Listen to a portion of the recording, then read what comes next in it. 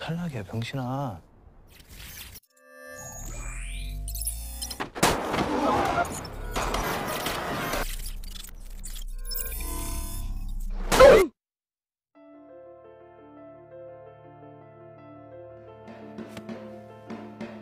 딱 두 발로 자유롭게 다닐 수 있는.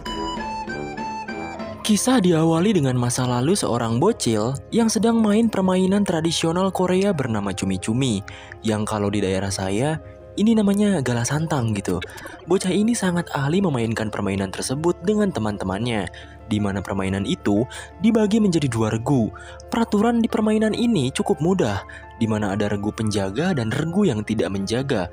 Nah, yang tidak menjaga itu harus bisa melewati para penjaga tanpa tersentuh ataupun keluar dari garis yang sudah ditentukan. Ya mirip-mirip di daerah kita lah, ini mah ya. Dan film dengan judul Squid Games ini pun dimulai. 밟으면 개쌌다. Cerita dimulai dengan penampilan seorang pria yang biasa saja hidupnya. Ia bernama Gi-hun.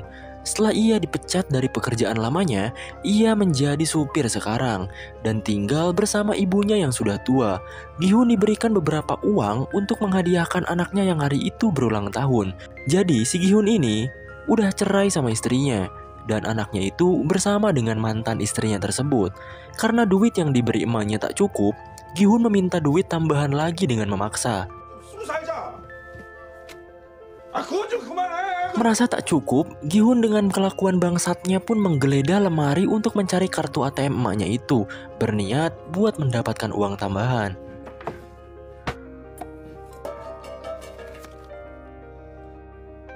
Gi-hun akhirnya pergi ke ATM dan berusaha memasukkan sandinya. Sayangnya beberapa kali ia mencoba dengan tanggal lahirnya malah salah total gitu. Dan temannya yang biadab ini menyarankan untuk menggunakan tanggal lahir ibunya saja. Tapi Gi-hun malah memasukkan tanggal lahir anaknya sendiri. Dan beruntung, sandi yang ia masukkan benar. Karena ia tahu kalau ibunya sendiri lebih sayang kepada cucunya itu. Singkatnya, Gi-hun bersama temannya ini malah bermain di tempat judi pacuan kuda. Di percobaan pertama, ia gagal karena pilihannya itu kalah. Ia pun mempertaruhkan uangnya lagi di percobaan kedua. Dengan pusing dan emosi, akhirnya ia bisa berhasil memenangkan taruhannya itu. Dengan bahagia karena bisa melipat gandakan uangnya itu, ia pun memberi 10.000 won kepada mbak-mbak kasir. Setelah itu, ia pun menelpon anaknya dengan gembira agar ia bisa memberikan kado ulang tahun yang mewah malam hari nanti. Tapi tiba-tiba,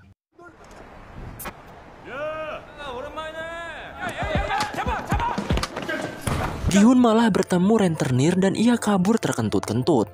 Saat ia berlari, ia malah menabrak seorang cewek. Dan akhirnya, ia pun tertangkap oleh rentenir itu. Gi-hun akhirnya dipukuli dan ditagih hutangnya itu. Akhirnya uang yang ia hasilkan dari judi untuk anaknya itu sebesar 4 juta won ia berikan kepada mereka. Tapi setelah ia cek sakunya, uangnya telah terjatuh saat ia menabrak si cewek tadi. Dan akhirnya ia dipukuli sampai termehek-mehek. Si rentenir ini gak mau pusing gitu. Ia memberikan lembaran kertas yang isinya surat perjanjian penyerahan organ atas ganti uang yang ia tak bisa bayar. Terpaksa ia akhirnya memberikan sidik jarinya.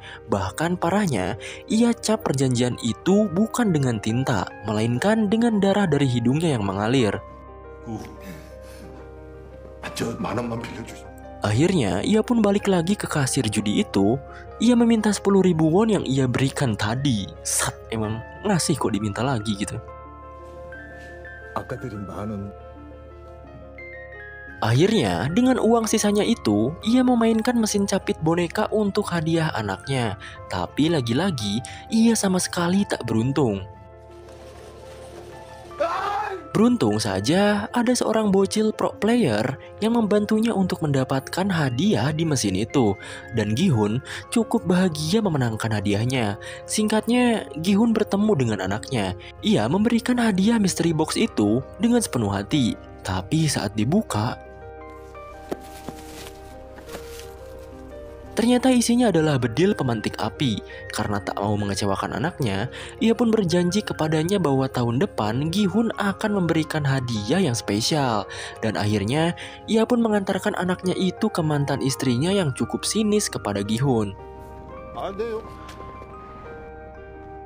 Saat mau balik ke rumah, Gi-hun malah ketinggalan kereta.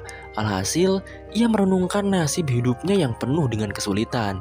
Seorang pria yang tak dikenal pun datang.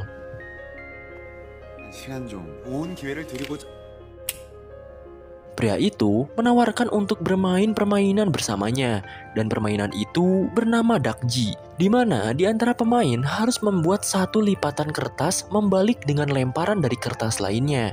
Perjanjiannya, jika Gi-hun berhasil membalikan kertas itu, maka pria ini akan memberikan 100.000 won. Akhirnya, ia pun tertarik untuk bermain. Permainan pun dimulai. Gi-hun mencoba membanting kertas itu dengan kuat, tapi lagi-lagi ia gagal. Di permainan pertama ini, Gi-hun gagal memenangkannya, dan pria itu menagih hasil dari kemenangannya.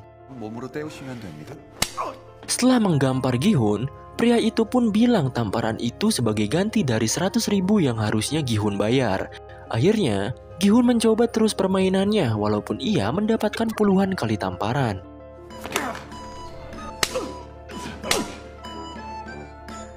Lalu, ia pun menggunakan 100% kekuatan otak dan lengannya. Akhirnya, Gi-hun bisa memenangkannya. Ia pun dengan emosi langsung menggampar pria itu. Pria itu akhirnya memberikan 100.000 won karena Gi-hun berhasil memenangkan gamenya. Setelah lama bermain, Gi-hun mendapatkan cukup banyak uang.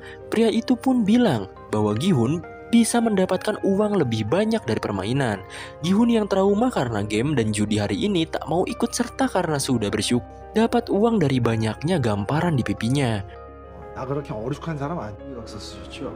Pria itu pun berdiri dan menjelaskan identitas Gi-hun, mulai dari nama lengkap, umur, riwayat pekerjaan, anak, bahkan hutang kepada rentenir sebesar 160 juta won, dan pinjaman ke bank sebesar 255 juta won yang ia sebutkan. Dengan kaget dan penasaran, Gi-hun malah diberikan nomor oleh pria itu, dan pria itu pun meninggalkannya. Dengan bahagia, ia pun membeli makanan. Dan ia tak lupa memberikan ikan kepada kucing kelaparan. Bahkan ia juga memberikan cukup banyak uang kepada ibunya.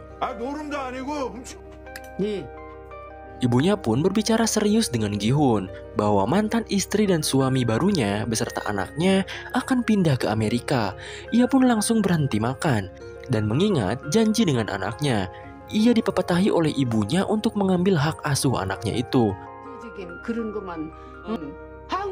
Ia pun meratapi perkataan ibunya itu dan berniat mencari cara lain.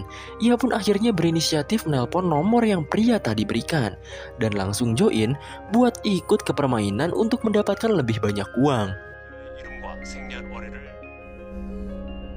Setelah jemputan di malam hari datang, Gi-hun pun masuk ke dalam mobil itu. Di sana banyak peserta lain yang sedang tertidur. Tak lama kemudian, keluarlah asap yang membuat Gi-hun tertidur. Setelah bangun, tiba-tiba saja ia ada di suatu ruangan dengan kostum yang sudah diganti. Terlihat banyak orang di ruangan sana. Mereka bangun karena musik klasik yang terdengar sangat keras. Terlihat juga banyak orang yang menjaga atau kita sebut saja staff yang menggunakan kostum berwarna merah dan topeng yang sama. Setelah kagum dengan ruangan itu, Gi-hun bertemu dengan kakek-kakek tua yang kebetulan ia juga pesertanya. Tampak kakek-kakek itu menghitung banyaknya orang di sana, padahal jelas-jelas jumlah peserta yang mengikuti permainan ini tertera sebanyak 456 orang.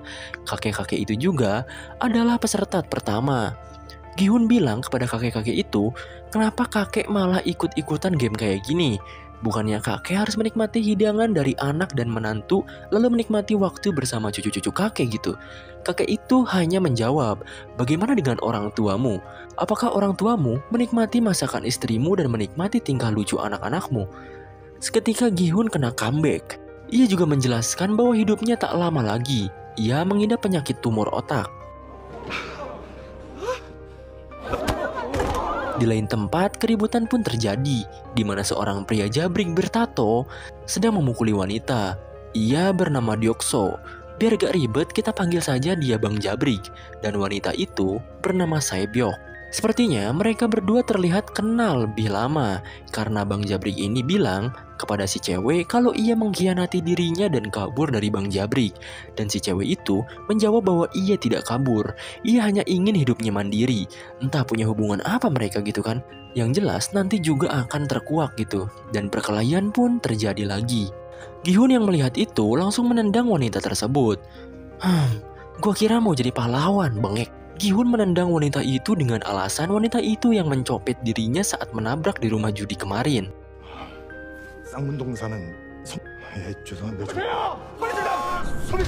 Bang Jabrik pun bertanya hal serupa, dan saat hendak ribut dengan Gi-hun, tiba-tiba saja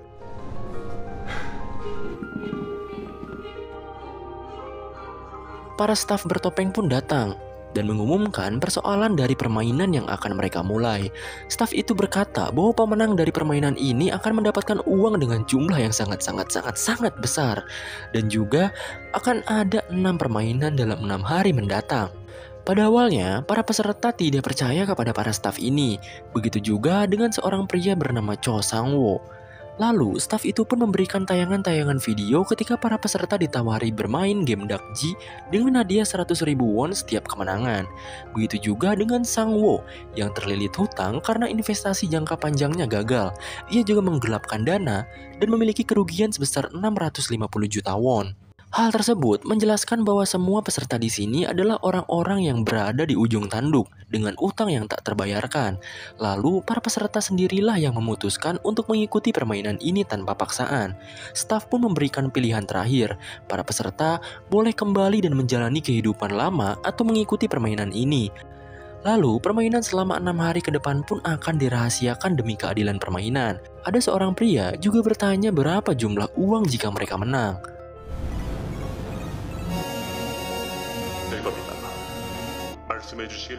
Mereka akan memberitahukan jumlahnya setelah para peserta menang di setiap permainan, dan juga keputusan terakhir pun dimulai di mana para peserta harus menandatangani keikutsertaan atau tidaknya dalam permainan ini. Para peserta pun berjajar menandatangani perjanjian itu. Begitu juga dengan pemeran utama kita, Gi-hun. Isi surat itu tertera 3 pasal, di mana pasal pertama, pemain tidak diperbolehkan berhenti bermain. Kedua, pemain yang menolak bermain akan dieliminasi. Ketiga, permainan dapat dihentikan jika mayoritas setuju. Gi-hun tampak rada bimbang dan tidak enak hati karena ia melihat si pak tua yang tak pikir panjang untuk ikut. Ia pun akhirnya gengsi dong, dan akhirnya ikut serta dalam permainan itu. Permainan pun dimulai. Para peserta dibawa ke sebuah ruangan di mana ruangan itu sangat indah dan membuat mereka terkejut. Lalu, mereka juga difoto agar wajah mereka tertera jika mereka tereliminasi. Di lain tempat, ada seseorang bertopeng yang entah ini siapa. Ia memulai permainan ini dengan membuka gerbang lapangan bermain. Setelah para peserta keluar dari ruangan itu, Gi-hun pun menemui seorang temannya bernama Sang-wo. Gi-hun sangat terkejut kepada Sang-wo karena berada di sini. Karena saat kemarin, Gi-sun belanja ke toko ibunya. Ibunya bilang bahwa Sang-wo sedang sibuk dengan bisnis besarnya di luar negeri. Di lain tempat, pria bertopeng itu mengangkat teleponnya yang berdering. Dengan julukan frontman, ia pun melaporkan bahwa permainan sudah siap untuk dimulai. Dan ia pun duduk santai dengan TV sebesar gaban dengan tayangan para peserta itu. Di lapangan, para peserta takjub dengan keindahan pemandangannya, padahal mereka sebenarnya sedang di dalam ruangan. Permainan pun dijelaskan. Permainan pertama adalah lampu merah, lampu hijau, di mana jika robot itu berbalik dan mengatakan lampu merah, maka para peserta boleh bergerak menuju garis finish dalam kurun waktu 5 menit. Seorang teman Gi-hun pun bilang bahwa permainan ini sering dimainkan ketika kita kecil. Ada 2 orang peserta yang saling rival-rivalan. Mereka taruhan agar cepat-cepat sampai di garis finish dengan 1 juta won. Dan permainan pun dimulai. Dengan cepat si rambut kuning pun berlari paling depan. Karena ia masih bergerak ketika robot itu berbalik, maka ia pun langsung jatuh tersungkur. Robot itu pun mulai membelakangi. perlahan-lahan, para peserta mulai bergerak menuju finish. Teman si rambut kuning malah ngata-ngatain kepada temannya yang sudah tereliminasi. Temannya pun mengeluarkan darah dari mulutnya dan membuat ia panik. Alhasil, ia pun tertembak dan mati. Darah yang muncrat ke wajah seorang wanita membuat histeris pemain lain. Dan akhirnya, mereka semua pun panik dan berlari menuju gerbang kembali. Tapi selama mereka bergerak, mereka akan ditembaki oleh robot itu. Jumlah pemain berkurang sangat pesat. Mereka tak tahu kalau tereliminasi mereka akan dibunuh. Di sisi lain, pria bertopeng bernama Front sedang asik minum sambil menyaksikan serunya permainan yang bagaikan pembantaian ini. Akhirnya, permainan pun kembali dimulai dengan sisa pemain yang berkurang. Terlihat seorang kakek yang berjalan langkah demi langkah dengan santai. Pemain lain pun mulai bergerak maju kembali. Kesialan malah terjadi kepada Gi-hun. Setengah tubuhnya tertindih oleh jasad pemain lain yang membuat ia kehilangan banyak waktu. Sang Bo menyarankan untuk berjalan di balik badan orang lain agar mengurangi resiko pendeteksian dari robot itu. Dan Gi-hun mulai berusaha berdiri lagi. Sedangkan Bang Jabrik mengetahui ada seseorang yang berlindung di belakangnya. Wanita itu adalah Saebyok. Ia pun mengancam Bang Jabrik untuk tidak macam-macam. Jika tidak, ia akan menggerakkan kepalanya saat robot itu sedang mendeteksi. Di sisi lain, orang yang dijadikan Gi-hun berlindung tertembak. Saat ia hendak berlari, seorang pria yang tak mati saat dibedil pun malah meminta tolong kepada Gi-hun. Dan ia kehabisan banyak waktu karena orang itu. Gi-hun melihat waktu yang tinggal 1 menitan. Ia pun tak memperdulikan pria itu dan terus bergerak maju untuk mencapai finish. Di lain tempat, si frontman malah nyalain lagu jazz sambil nontonin mereka. Lagu ini membuat vibes pembunuhan di film ini berbeda. Satu persatu dari mereka tertembak. Dengan perjuangan yang sangat edan, mereka pun berusaha terus berlari saat robot itu berbalik. Dan beberapa dari mereka pun berhasil mencapai garis finish.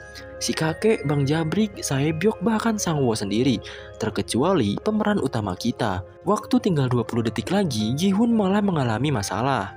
Hampir saja ia jatuh saat robot itu mendeteksi. Ia pun dibantu oleh seseorang pria yang baik hati. Dengan terburu-buru karena waktu, Gi-hun dan pria yang menyelamatkannya pun berlari dan melompat ke garis finish. Beruntung, ia bisa selamat dari permainan pertama ini. Karena waktu sudah habis, beberapa orang yang tersisa akhirnya dieliminasi dan langsung pergi ke akhirat.